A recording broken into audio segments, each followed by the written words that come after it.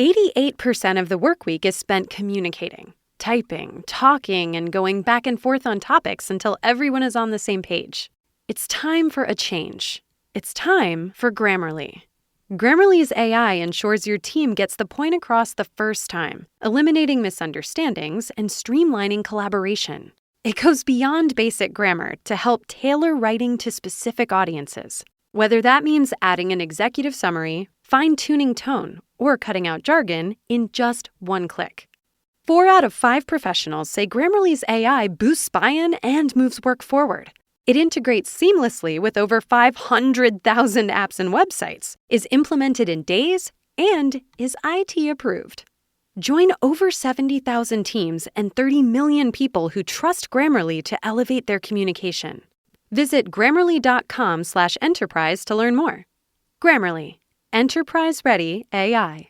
ET is Ryan Seacrest here. People always say it's good to unwind, but that's easier said than done. The exception, Chumba Casino. They actually make it easier done than said, or at least the same. Chumba Casino is an online social casino with hundreds of casino-style games like slots and blackjack. Play for fun. Play for free for your chance to redeem some serious prizes. Sign up now and collect your free welcome bonus at ChumbaCasino.com. Sponsored by Chumba Casino. No purchase necessary. VGW Group. Void where prohibited by law. 18 plus terms and conditions apply.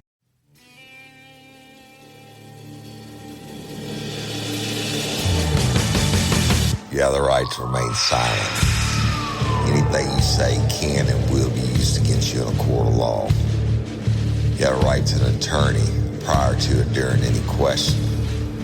If you can't afford one, the court will appoint one for you. Do you understand your rights?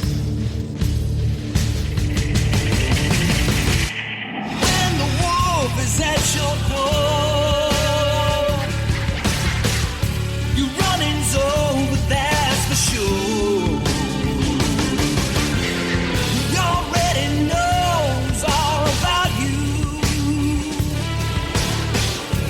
Cut you down, no matter by you. Now you better walk the line. Real life, real crime.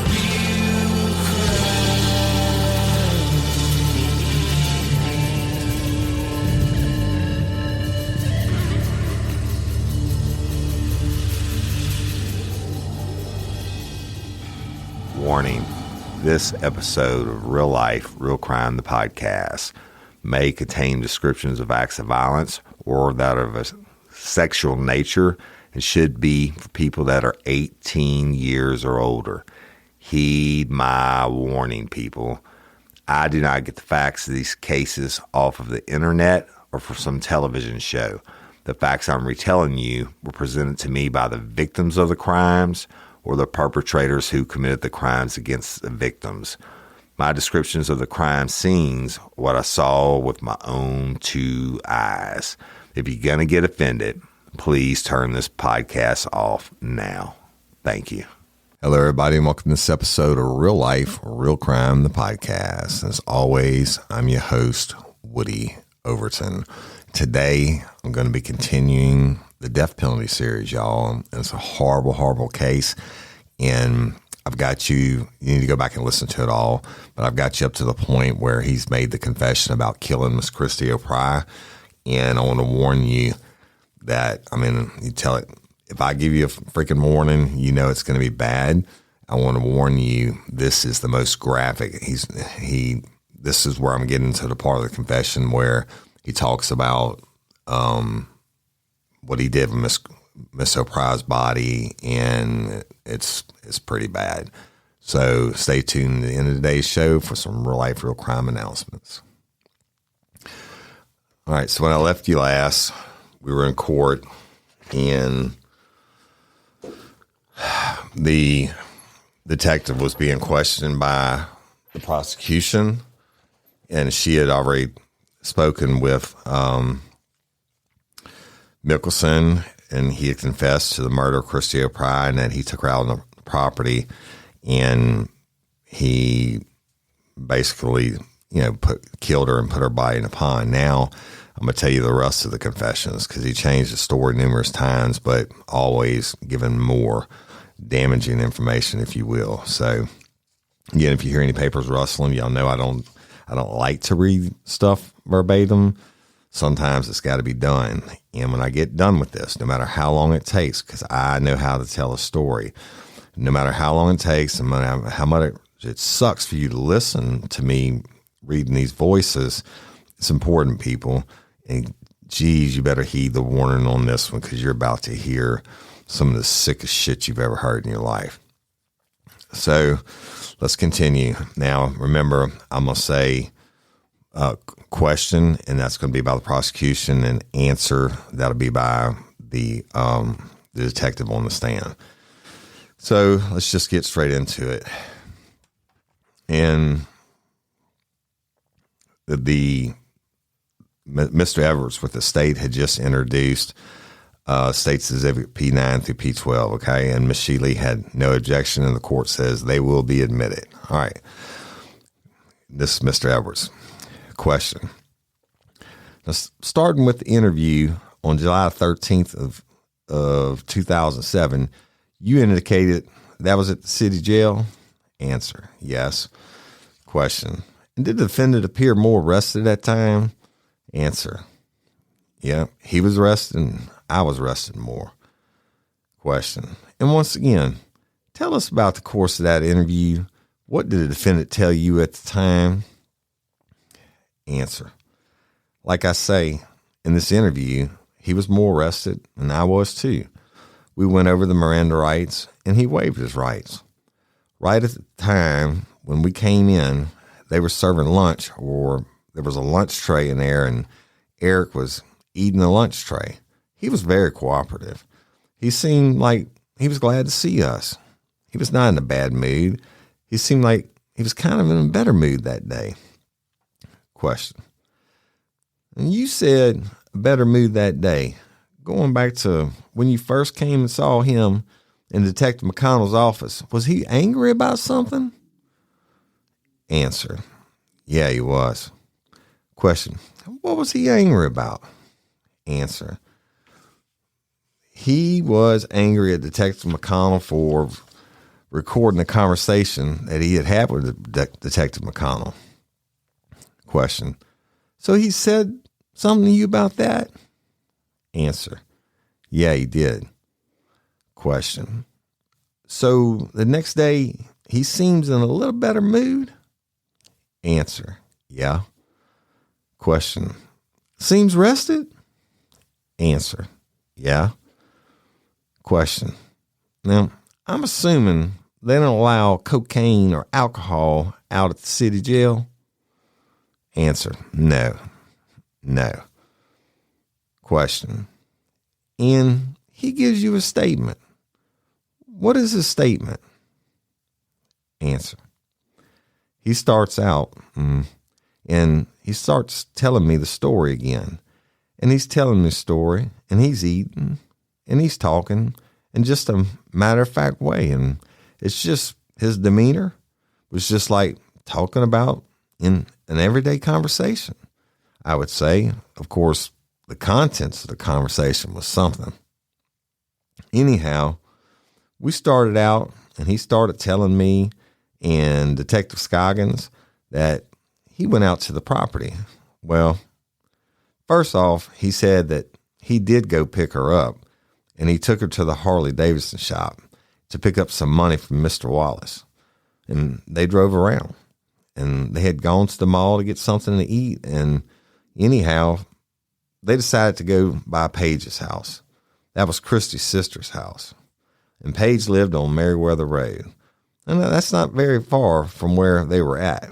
They were near the South Park Mall area, and they went by Paige's house.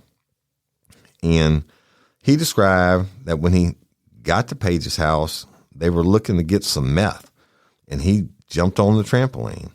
They smoked some marijuana there at Paige's house, and then they decided to leave. And that's when he said that they went ahead and they left, and he took her out to his property on Woolworth Road. He said as they drove up on the property that she didn't suspect anything. That when he drove up there, there was a gate, so he had to drive up to the gate, and that's where he said it happened. He described how he wrung her neck.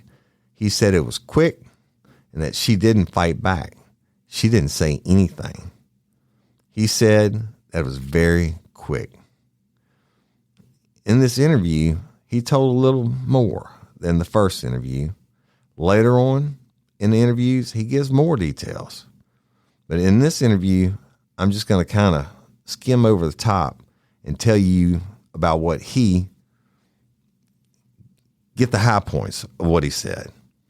And like I said, he described killing her, how the bones in her neck came apart when you wrung someone's neck, and that's how he knew that he had killed her and that she was dead. He then went ahead and got out, and he opened the gate, and he went up into the property where the pond was. He tells a little more detail about putting her in the pond, and he got in the pond with her. Of course, the 2 rims that he was telling us about, he got the 2 rims and put them on top of her body to hold her down. And then he went home and he went to sleep. And I believe I might have asked him in this interview, or maybe later on, did you really go home and went to sleep? And he told me he went to sleep. He said the next day he came back again, and he explained that she was floating in the pond, that she was totally grotesque. He said that he thought if people came looking around to the property, that if he left her there, that they would find her bones. And he said he didn't want to do that, because if they did that, then he knew he was going to spend the rest of his life in jail. He explained that he cut her up with a pruning saw that he got from his mother. His mother had a pruning saw there at her home, and he lived with his mother at the time. He bagged her up right there in the pasture on his property in the pasture. The property was part wooded, and then it had a pasture area where he would rent it out to people who would put cows and things like that on his property. But cut her up right there in the pasture area, he said.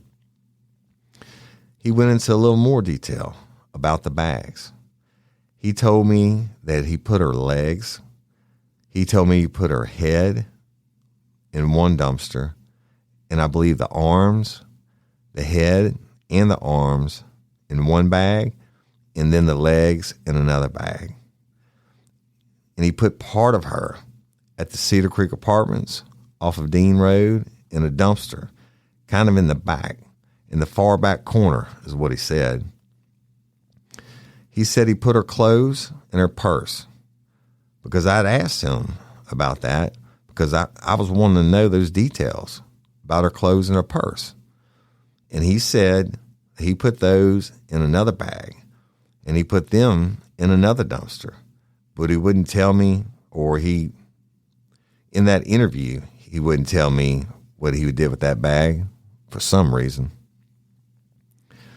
He talked about some about Charlie, and he told us a little bit about what happened with Charlie Martin, about him killing Mr. Martin. He still wanted to tell me that he didn't want his name brought up, that, he didn't want the family to know that he was involved in her killing, that he just wanted it to be a hot tip, and he was very adamant about that.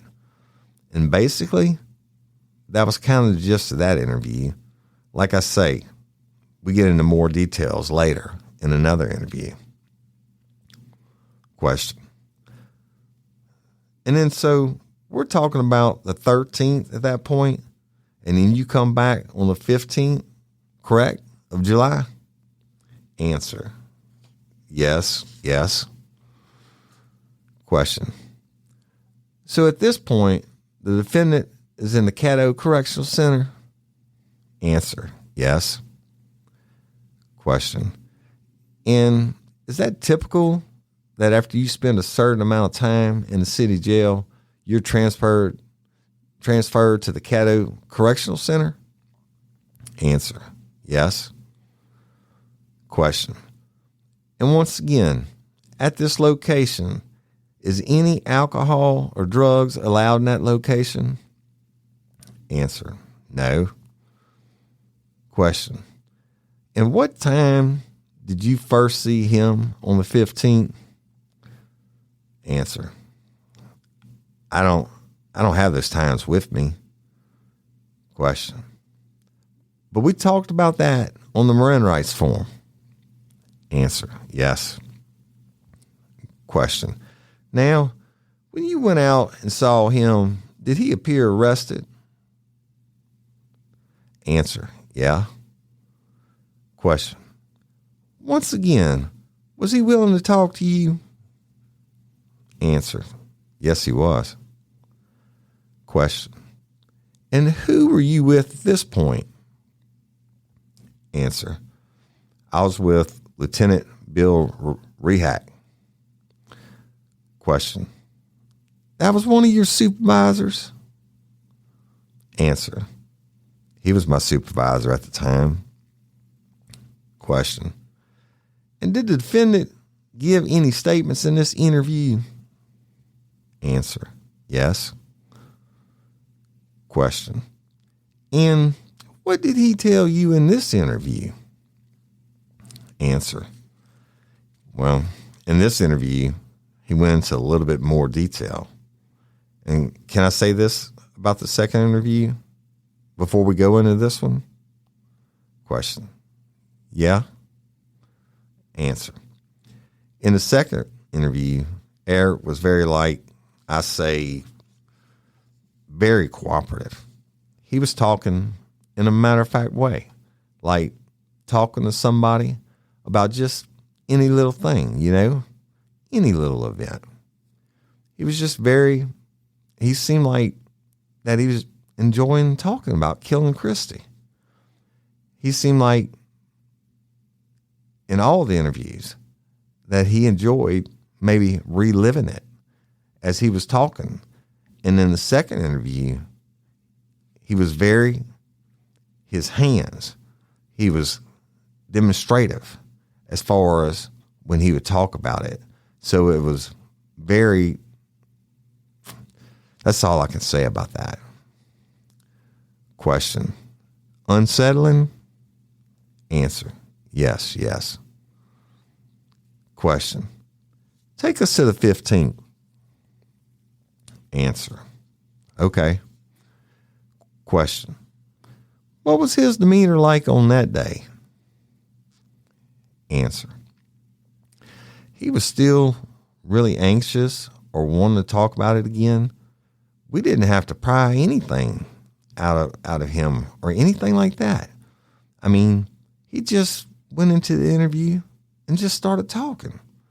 And he started off with talking about how that we were talking about the culvert. He started talking about the culvert, and this was after the Miranda rights and all that. Hey, y'all, changing my wardrobe from summer to fall, it's never easy. Luckily, Quince offers timeless and high-quality items I adore, ensuring my wardrobe stays fresh and I don't blow my budget. And there's nothing easier than going to Quince and choosing these high-quality items, like cashmere sweaters from $50, pants for every occasion, washable silk tops, and so much more. The best part? All Quince items are priced 50 to 80% less than similar brands.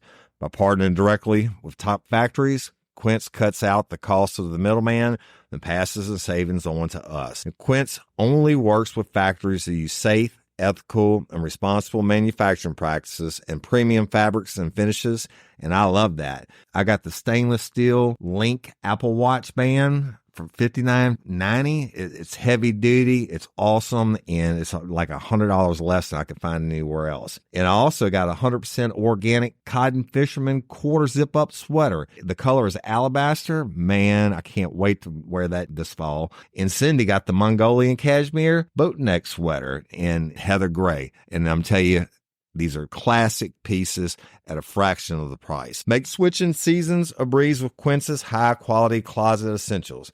Go to quince.com/RLRC for free shipping on your order and 365-day returns. That's QUINCE.com/RLRC to get free shipping and 365-day returns. Quince.com/RLRC. You'll thank me later. Spark something uncommon this holiday with just the right gift from Uncommon Goods. The busy holiday season is here, and Uncommon Goods makes it less stressful with incredible hand-picked gifts for everyone on your list, all in one spot. Gifts to spark joy, wonder, delight, and that's exactly what I wanted feeling. Hey, y'all, I ordered a super cool piece. It's a candle with a sculpture of LSU's Tiger Stadium on top of it. And each officially licensed laser cut wooden replica features up to 4 layers of detail, creating a bird's eye view of a specific football field, seating section, and more. And every label includes your stadium's name, the team's logo, and school location. And it has a coconut, soy, vegan wax infused with sandalwood smell that creates tailgates and touchdown scent profile, reminiscent of game day. It's invigorating like fresh cut grass and nostalgic like smoke from a pre-game grill, and calming like the crisp autumn air of a new semester on campus. Y'all, I love it. I have it at the base of my TV, and I'm ready to watch the Tigers play on Saturday night, right?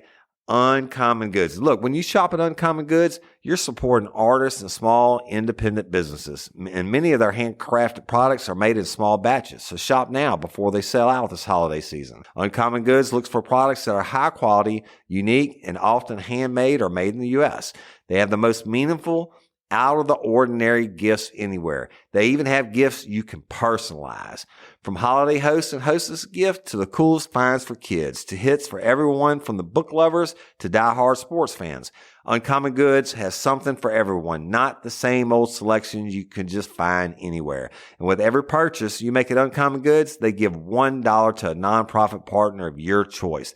They've donated more than $3 million to date. So to get 15% off your next gift, go to uncommongoods.com/RLRC. That's uncommongoods.com/RLRC for 15% off. Don't miss out on this limited time offer. Uncommon Goods, we're all out of the ordinary. And one reason why he went back is because we hadn't found anything at the culvert where he told us he'd put her torso. Question. Let's talk a little bit more about that.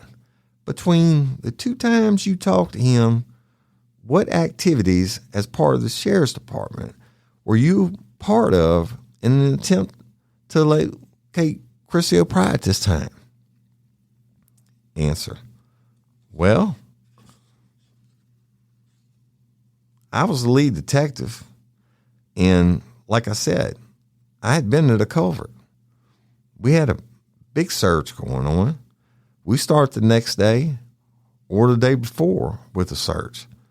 Sheriff Prater had gotten a piece of big heavy equipment out to the culvert, and all the dirt where the culvert area was scooped out and put in a truck and taken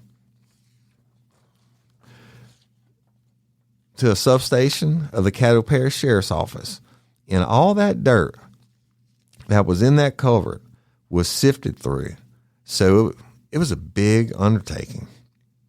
And then all the area that I described earlier, the 100 by 150 feet, was gridded off into a grid in sections. And then, like I said, later on in the week, 100 feet on the other side was searched further. And then later on in the week, some of the crime scene guys there and investigators at the Caddo Parish Sheriff's Office walked the creek bank all the way back, say a mile back, all the way back to that pond area. And that was searched on foot. It was just like I say, a whole week long of searching. And it was a very big undertaking. A lot of people were out there searching, and it was just a big ordeal. Question. And you had indicated before that the culvert went into a pond? Answer. Yes. And question. And it was a large pond? Answer. Yes. It ultimately drained back into the pond where, like I described earlier, Greenwood Road, there's a little dead end road called Rice Road. And at the end of that dead end road is Rice Pond. And if you look at that area topographically in a photo, you could tell where all that area drains back toward that area. You could see it if you look at the map of that area. Question. And is there any physical way to be able to search that entire area, the pond, and answer? No. Question. So, answer. I mean, we did search a very big area, and it was wooded. Question. And that was the area around the culvert, correct? Answer. Yeah. And like I said, the area that I explained that was gridded off, that area was searched. And even people with machetes were out there, and they were chopping shrubs and things like that. And so that you could see better. So, I mean, they did a very extensive search of that area. Question. But there's no way that you can go and search the whole area that culvert drains into? Answer. Probably not. Question. But the sheriff's office did its best efforts? Answer. Yes. Question. As to what they could? Answer. Yes. Question. And also, after that, it came to your attention about all the construction that had occurred on this culvert in that area? Answer. Yes. Question. And we're talking about 11 years? Answer. A long time. A lot of rain through there. Question. But why is it important, at least to make the attempt? What are you trying to do or give, at least for the O'Pry family? Answer.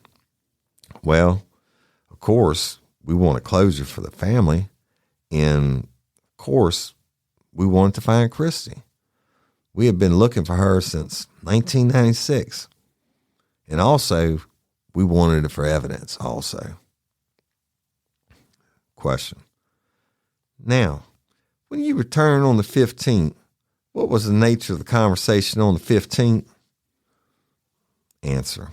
Well, we started off talking about the culvert area because that's the main reason why we were there that day. And he just started. And he started talking about it. Just like we asked, and he was talking about how that he had put the torso in 2 plastic bags. And he said, and they were Glad bags. He remembered that. He said that whenever he put one of the bags with, I believe, with her head in it and the arms, he later on in this interview, I believe it was this interview or maybe the next one, that he tells us eventually that he put the head and arms in a bag and he took that bag to a dumpster at a daycare off of Florney Lucas Road. And he described where that daycare was. And of course, I had been by that road, on that road, by that daycare many times. So I knew where he was talking about. And he told me he put the bag with the head and arms in the dumpster because it was full and it smelled really bad, and that putting it by a daycare, nobody would ever suspect that. He told us about that. And we got into the and then whenever he put the head and arms in that dumpster, he picked up a cardboard box from that daycare and he put the bag that he had the torso in this cardboard box. So when he transported the torso out to the area where the culvert is, when he got out, he said he got the box out and he stood and then he dropped it. And when it hit the culvert, the concrete flat area, it made a real big, loud sound, he said, like real loud. Then we talked more about that area in reference to finding the torso. We went into he went into a lot more detail about how he killed Christy, how he cut her up. And whenever he put her in the pond, in this interview, he's talking about he had put those 2 rims on top of her to hold her down in the pond. And then whenever Charlie Schultz came in and did the first search of the 22 acres, they had dragged the pond. And those 2, and Eric was telling me this. I didn't know this because I wasn't there when they did that part. They had dragged the pond, and those 2 rims were sitting on the edge of the pond. And they must have dragged the pond, found the rims, and put them on the edge of the pond. And that he got the rims and put them back in the pond. That's what he's telling me. Like I say, I didn't have any prior knowledge of what they found or what they dragged out of the pond until this interview right here. And he tells me he would go between telling me one thing kind of and then going to the other. So it's kind of hard to kind of follow. But he was telling me about how that Christy was ready to do meth and that she was one meth. And that's one of the reasons they ended up at the land. But when he got out to the land with Christy, that he had gotten ant bit real bad, and he was telling me about that. And let's see. He went over more about wringing her neck and how whenever you wring someone's neck, you pull the bones apart in the neck. And that's what kills them, more or less. He was telling us that it was very quick, that she didn't fight. Let's see. One thing he said that, well, she's not on a beach somewhere drinking an umbrella drink.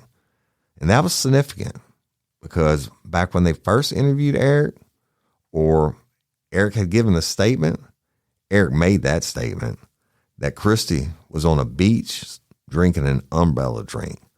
And he alluded to that. And he said, well, she's not on a beach drinking an umbrella drink. He went into more details about how that he had killed Mr. Martin, that Mr. Martin's blood had not congealed yet because Mr. Martin didn't lay out there on his property as long as Christy did. And he kind of explained all that. And he kind of explained that whenever you cut a body up, that it's better if the blood is congealed rather than not. I guess maybe it's not as messy. And he wanted us to know that Christy was not his type, that he did not like blonde, blue-eyed women, although he had dated a blonde, blue-eyed woman, he said, but that she was not his type. He didn't really, let's see, Basically, that's about what he said in that interview. Question. And you were returned again on the 15th, is that correct? Answer. Yes. Question. And what was the purpose of returning again on the 15th? Answer. We were, I believe that's when he asked for us to come back up there. He had given a note to the deputy in the pod, and he asked us to return and come back and talk to him. Question. And he had some complaint at that point about he was being put into segregation or something to that issue? Answer. Yeah. He was unhappy with the cell that he was in, and he wanted to be moved. Question. And did you talk about anything else regarding the case, or did you bring anyone else by at that time? Answer. Yes. Owen McDonald, who was a lieutenant in the crime scene unit there, he wanted to ask him some more questions about the culvert area. And Lieutenant McConnell did ask him some questions and verify some things with him on that while we were there. And Lieutenant Rehack was with me. And whenever we went there to talk to him at that time also. Question. And is there anything else new information during that second interview? Answer. Yeah. He went into great detail, or more detail, about killing Christy. He also, which all along I had suspected or thought that probably that he had had sex with Christy. And I had asked him in a couple of the other interviews if he had had sex with Christy. And he told me no in those interviews. And I believe, and in this interview, he told us that he did have sex with Christy. He told us that when he pulled up there on his property with Christy in his truck, that he wrung her neck again, and the way he killed her and all that. Then after he killed her, he put her, after he killed her, he sat her back up in the seat, and he got out and he opened the gate and he drove the truck up to the pond, and that she was sitting up in the seat as he drove her up to the pond. And when they got to the pond, he said he took her out of the cab of the truck and she was dead. Because I had asked him, I said, well, do you think she could have been alive then? And he said, no, she was dead at that point. He said that he took her out of the cab and put her in the back of the pickup truck in the bed. He took all of her clothes off of her, and he had sex with her dead body.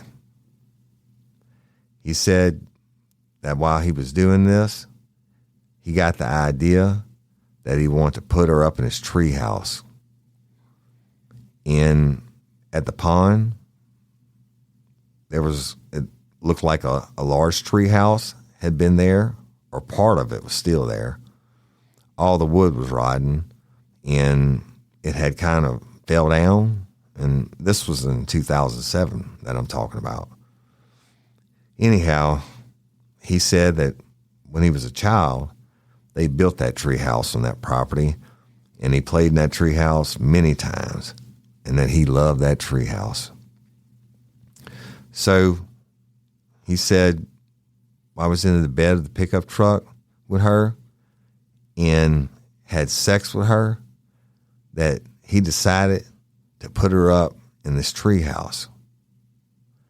So he got her, and he got on the ladder going up to the tree house, and he said the opportunity presented itself and he had sex with her on the ladder of the treehouse. And while he was doing this, that she fell out of the treehouse onto her head. And he said that if her neck was not broke by then, if her neck wasn't broken before that, after she fell out of the treehouse onto the ground, that her neck was broke then. He said that he thought, and he said, you know, what am I doing at that time? And he said, that's when I got her and put her in the pond. Question. Now, obviously, this kind of jarring stuff, what is his demeanor when he's talking about this? Answer. He was just, again, matter-of-factly, just like it was an everyday event. He seemed like that he liked talking about it. He had no apprehension of telling that to me. It was just like a regular conversation about any little, just menial little thing. It was no emotion, no regret, no remorse, no anything. Question. After that, you saw him on August 16th? Answer. Yes. Question. Still at the Caddo Correctional Center? Answer. Yes. Question. So at this point, we're talking about 4 days after his arrest? Answer. Yeah. Question. And does he talk to you? Does he give you any new information at this time or any additional information? Answer. The fourth interview, I believe, was done at our office. Question. And that would have been in the sheriff's office? Answer. Yes. Question. In fact, that interview was videotaped, correct? Answer. Yes. Yes. Question. Was there any new information that came up in that interview? Answer. Well, actually, Detective Bill Rehack. Question. He was the main person? Answer. He was there with him. I was somewhere else at the time, and at that interview was more of Lieutenant Rehack and Eric talking. And then I came in and kind of on the end of it and talked to him just a little bit. Question.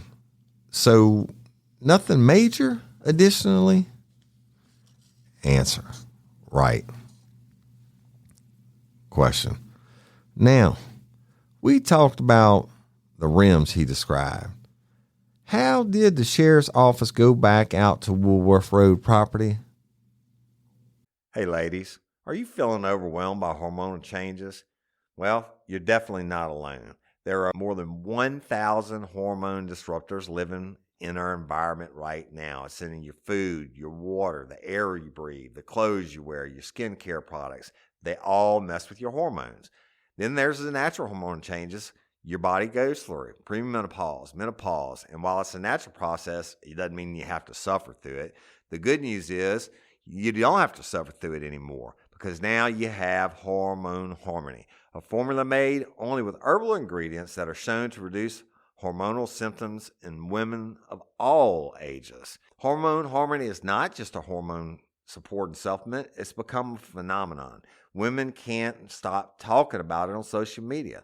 A bottle of Hormone Harmony is sold every 24 seconds. And the biggest benefit, Well, my wife says it makes her feel like her own self again. And that's what women mention over and over in the reviews. And there are over 30,000 reviews for Hormone Harmony. And for a limited time, you can get 15% off your entire first order at happymammoth.com. Just use code RLRC at checkout. That's happymammoth.com and use code RLRC for 15% off today. That's happymammoth.com and use code RLRC. It is Ryan Seacrest here. There was a recent social media trend which consisted of flying on a plane with no music, no movies, no entertainment. But a better trend would be going to ChumbaCasino.com. It's like having a mini social casino in your pocket. Chumba Casino has over 100 online casino-style games, all absolutely free. It's the most fun you can have online and on a plane. So grab your free welcome bonus now at ChumbaCasino.com. Sponsored by Chumba Casino. No purchase necessary. VGW Group. Void where prohibited by law. 18 plus terms and conditions apply. Answer. Yes.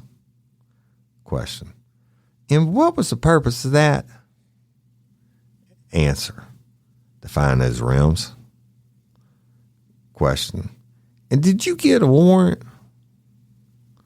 Answer. Yeah, I got a search warrant. Question. And what happened when you went out to the property? Answer. We went out there, and of course, there was a lot of water in the pond. Question. How deep would you say the pond was when you were out there? Answer. It was pretty deep. I mean, it was probably in the middle of it. It was probably over my head, and I'm right at 5'11", 6 foot tall. Of course, we couldn't search it with the water in it. So we got a hold of the fire district, and they brought out some big pumps out there. And I believe it was 3 pumps in all. And we started early that morning, and we pumped the water out of the pond. And I mean, literally pumped all the water out of it. And just like Eric said in the interviews, those 2 rims were right there in the middle of the pond. Or one was right in the middle of it, and the other one was kind of off to the side. But in the interviews, he had told me that he rolled the rims right back into the pond, and he described it and everything. Question. So 11 years later, those rims were still there? Answer. Yes. Question. And the sheriff's office collected those as evidence? Answer. Yes. And they were photographed and everything else. And also, a piece of concrete was found in a little, not a little piece, but a piece of asphalt, I believe, was also found there too. Question. And what was the significance of the concrete? Answer. He had mentioned that he used, I believe he said he used a piece of concrete also. Those 2 rims mainly. But then he put a piece of concrete on top of her too. Question. And in all these interviews you're discussing, did the defendant know he was being recorded? Answer. No. Question.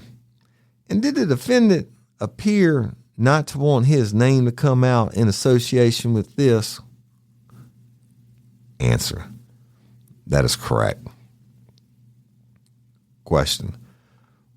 What did he say specifically regarding that? Answer. That in all the interviews, just about, I believe, every one of them, he would say, I don't want my name on this. You got a hot tip. That's how you got this information. It's through a hot tip. So he did not want it known that Eric is the one who killed Christy O'Pry. he didn't want her family to know that also. Question. In all these interviews, did he appear coherent? Answer. Oh, yeah. Question. In all these interviews, did he appear to be in any of these interviews? Did he appear to be under the influence of any substances? Answer. No. Question. And like you said before, there's no cocaine out there at the Caddo Correctional Center. Answer. No. Question. Did not appear to be under the influence of anything. Answer. No. Question. Did he always indicate he understood his Miranda rights? Answer. Yeah. Question. And did you get an impression that he could understand your questions? Answer. Yes. Question. Did he appear willing to talk about this issue? Answer. Very willing. Mr. Edwards. Thank you, Detective Ward. One of the defense attorneys will have some questions for you. The court. All right, Miss Shealy. Miss Shealy. Thank you, Your Honor. All right, y'all. I'm going to stop it there for this week. I know this is long and tedious, but you just heard him admit further admissions about what he did with Christy's body. That, again, numerous times how he broke the bones in her neck. But now he's admitted that he took her clothes off of her, put her in the back of the truck, and was having sex with her after she's dead. And then attempts to climb up the ladder to the tree house and gets turned on again, and he's having sex with her again on the ladder, and she fell from considerable height and landed on her neck. And that's cold-hearted, man. And he said, if she wasn't dead then, she was dead when she hit the ground. Freaking crazy, right? And I don't know. I wanted to get through this, y'all, that this death penalty phase, there's a reason I'm telling you this. Hopefully I can conclude it on the next episode. You got to stay with me because it's going to blow your mind. But again, the death penalty phase is after Mickelson already found guilty for the murder of Mr. Charles Martin, and all this stuff about Christy O'Pry that he confessed to was inadmissible during the trial. In the death penalty phase, they're trying to show that he's truly a monster, right? And that he killed Christy O'Pry many years before Mr. Charles Martin. And I'm going to tell y'all something. My professional opinion, he's got more bodies on him than Christy O'Pry and Charles Martin. You just don't go that many years without killing someone else. So stay tuned, because when I wrap it up and we do the call to action, I think that, and I'm pretty sure those guys up there and gals up there have done a good job. But DNA is so much further advanced now, and they got to have more cold cases, y'all. But whether he drove bodies into Texas or whatever, they need to rerun all the DNA on their cold cases. And I know it's expensive, but this needs to be done. I'm telling you, I stake my career on it. He's got more bodies on him. When I say that, y'all, I mean he's killed more people than Christy O'Pry and Mr. Charles Martin. You just don't take off a 10-year break from killing people. And you heard him talk about he wrung Mr. Martin's neck like a chicken, and numerous times about how he talked about breaking the bones in Christy's neck. Fuck that dude. But stick with me. It's not going to be that much longer, but when we get done, we're going to use this platform, Real Life, Real Crime, the podcast, and all you lifers. We're going to try to get Miss Christie some kind of closure for this family, y'all. And I'll explain that in a little while. Obviously, they never found her up to this point, right? So, let's talk about some podcast stuff. And again, I want to thank everybody who voted for the podcast awards. And if you would, y'all check your emails and your spam and your trash one more time. If you voted, I think they're taking like 22,000 out of the 4 or 5 million people that voted. And they will email you and say, would you be a finalist judge? And if you would, we really, really would appreciate your vote. It's the same thing you voted for before. The Adam Curry's People's Choice Award, Real Life, Real Crime, Best Male Host, Real Life, Real Crime, Best True Crime, Real Life, Real Crime, Best Drama and Storytelling, Real Life, Real Crime. Okay. It's just important. It ends, I think, September the 9th or something like that. And we'll know by the end of the month. They'll have the awards ceremony. Also, really, really interesting. Of course, we have the Real Life, Real Crime community app. I go there first before I go anywhere else. And I still get messages every day about people wanting me to look at their family's cases or their loved ones' cases. Y'all, you got to start emailing me, woody@realliferealcrime.com. And it just makes it, I have so many social media pages, like 6 on Facebook alone, and then Instagram and TikTok and everything else. And I get so many messages in all these different platforms. If you would just please try to email what you have and as much information as you have to woody@realliferealcrime.com. I'm going to start doing something with these cases, y'all. And I don't want to talk about it just yet.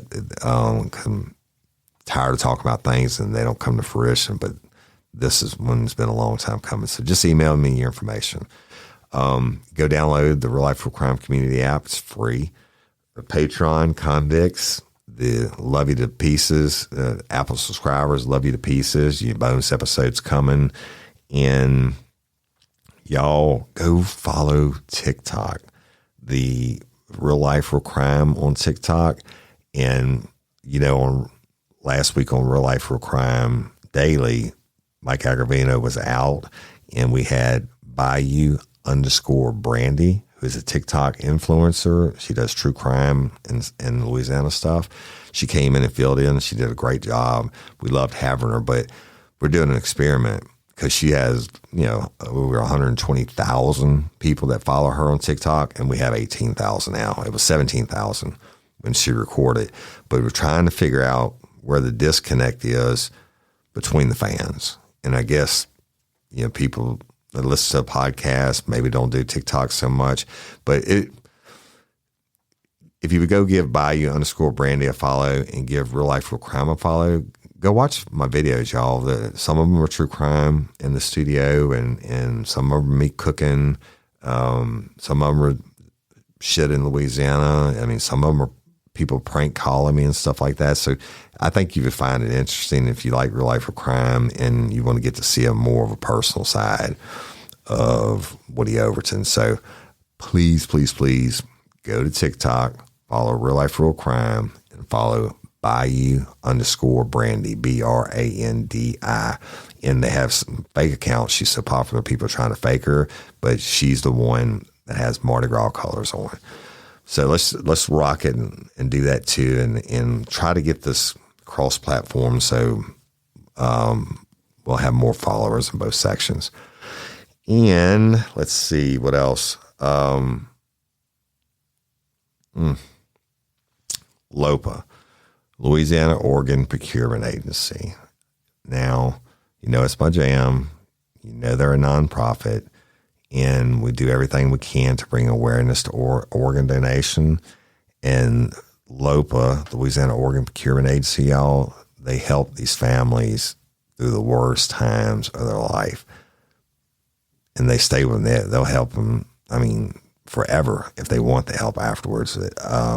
But they're a nonprofit and they're saving lives. They also, of course, are the ones that facilitate the organ transplants, right? But you can't give away your organs to help somebody else live if you don't go sign up to be an organ donor. And you don't have to be from the state of Louisiana. If you're a lifer from Plano, Texas, right, and you want to be an organ donor, go to lopa.org, take 2 minutes, fill out the questionnaire, sign up, and become a hero. And give the gift of life and sight. Y'all, they do so much more stuff than just organ transplants. But that's it. And it's all love. I love and appreciate each and every one of you. Go like, subscribe, follow Real Life, Real Crime.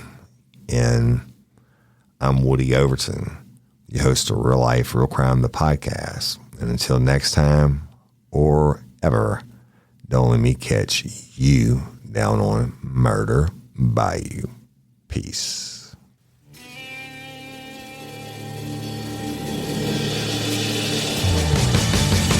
You have the right to remain silent.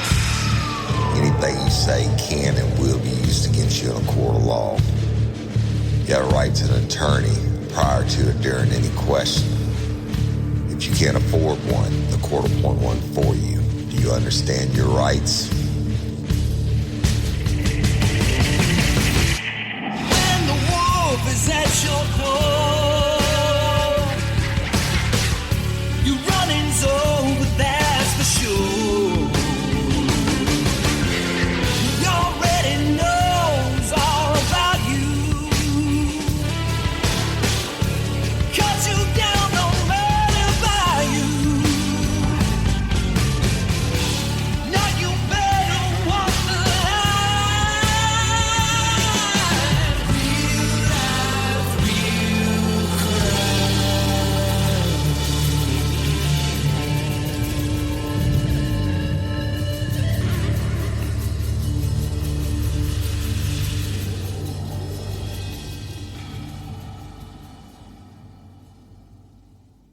Hey, it's Ryan Seacrest. Life comes at you fast, which is why it's important to find some time to relax. A little you time. Enter Chumba Casino. With no download required, you can jump on anytime, anywhere for the chance to redeem some serious prizes. So treat yourself with Chumba Casino and play over 100 online casino-style games, all for free. Go to ChumbaCasino.com to collect your free welcome bonus. Sponsored by Chumba Casino. No purchase necessary. VGW Group. Void where prohibited by law. 18 plus terms and conditions apply.